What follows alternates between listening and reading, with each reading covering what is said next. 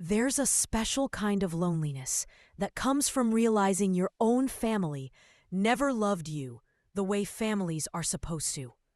I didn't learn that slowly over time.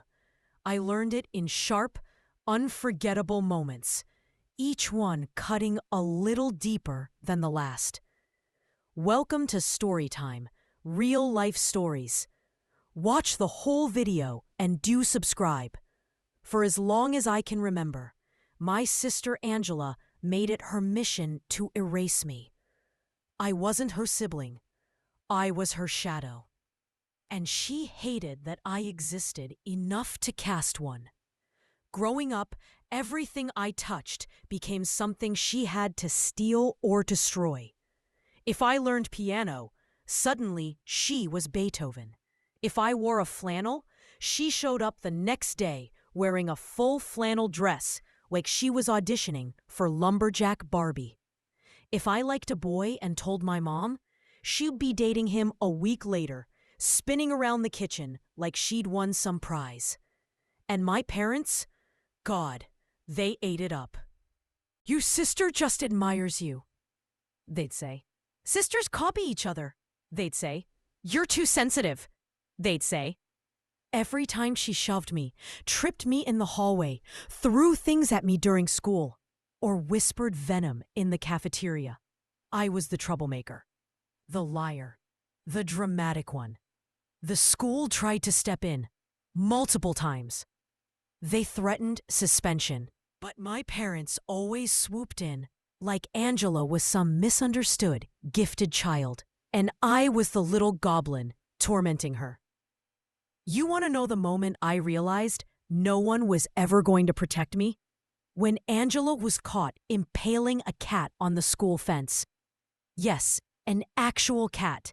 And my parents still defended her.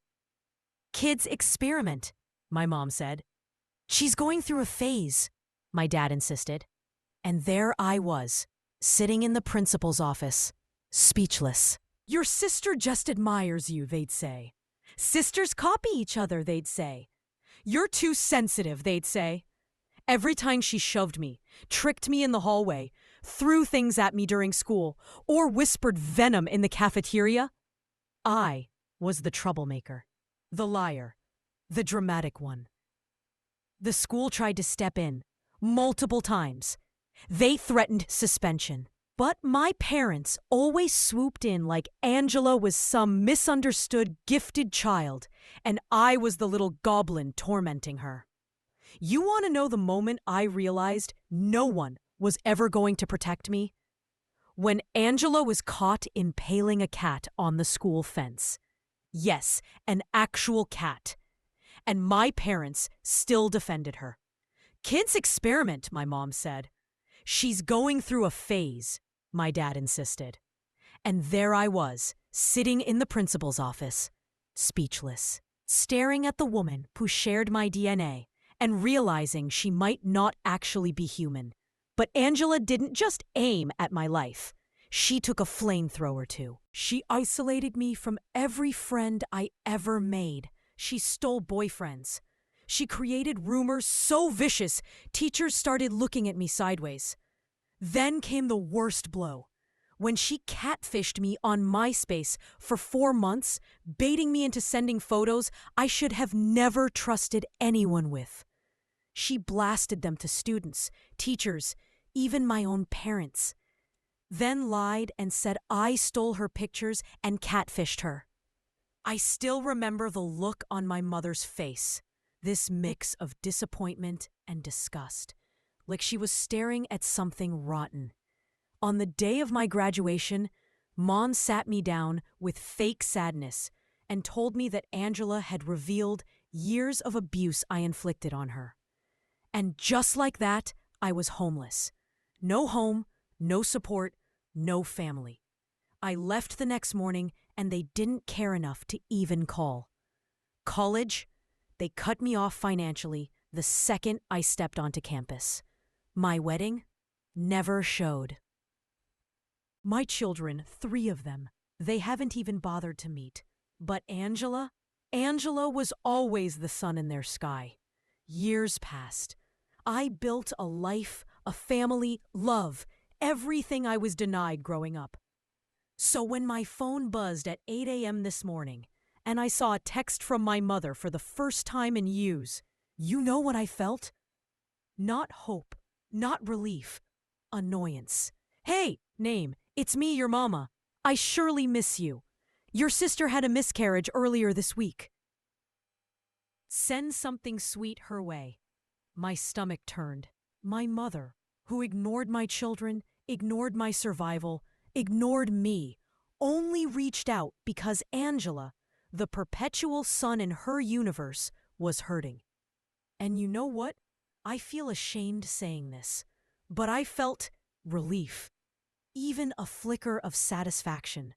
Not because a baby died, God no, but because Angela, the woman who weaponized cruelty like oxygen, was suddenly being told no by the universe. For the first time in her life. She had to feel something that But instead of replying, I blocked them.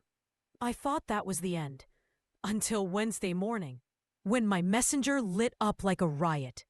Uncles, aunts, cousins, all demanding I comfort the woman who destroyed me like it was her hobby. I blocked them too. Then the final blow came. My cousin sent me screenshots of a family dinner conversation, and what I read made my skin crawl. Angela called me an abusive ingrate. My mother said they needed to start inviting me to gatherings again, but only to use me as a surrogate. Let that sink in. Not because they missed me, not because they wanted reconnect, not because they loved me, but because Angela wanted my uterus. And my parents agreed. They plotted, literally plotted, to get close to me for a year, then cut me off again once my purpose was fulfilled. Angela even said she wanted to use my husband's sperm because she wanted a tall baby with blue eyes, and she didn't want to raise someone else's trash. That was it. The last thread of obligation snapped like a dry twig. At that moment, all guilt evaporated, all hesitation died, and all that remained was clarity. Sharp, cold, undeniable clarity. These people are not my family. They are DNA. That's it. And DNA is not love. I blocked every single one of them. I will never look back. If they show up at my house, I will call the police before their car even slows in my driveway. I have a husband who loves me, kids who adore me, a family built from kindness, not cruelty. So tell me, at what point does cutting toxic people out of your life stop being a choice and start becoming an act of self-preservation? What do you think I should have done? Let me know in the comment section.